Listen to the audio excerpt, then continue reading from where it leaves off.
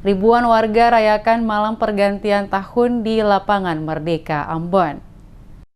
Kembang api dan bunyi trompet serta petasan warnai langit kota Ambon seiring dengan detik-detik malam pergantian tahun dari tahun 2019 menuju tahun 2020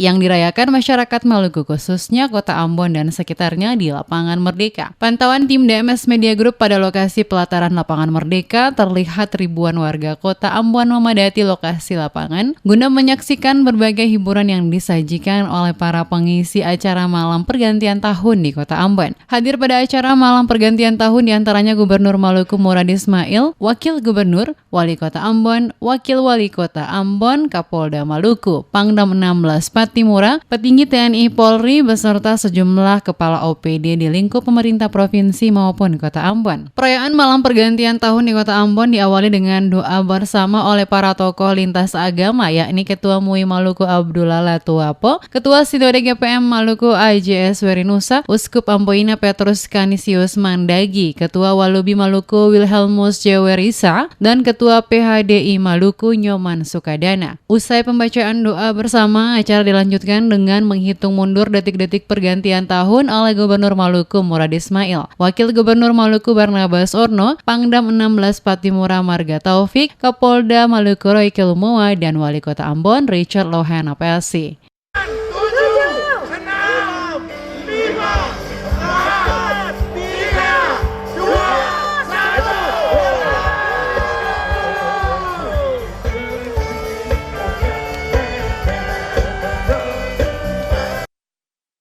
Suasana kemeriahan terlihat saat pergantian tahun yang ditandai dengan peluncuran berbagai kembang api berwarna-warni di atas langit kota Ambon yang diluncurkan dari berbagai penjuru kota secara serentak bersamaan sehingga membuat langit kota Ambon seketika menjadi berwarna dengan kembang api.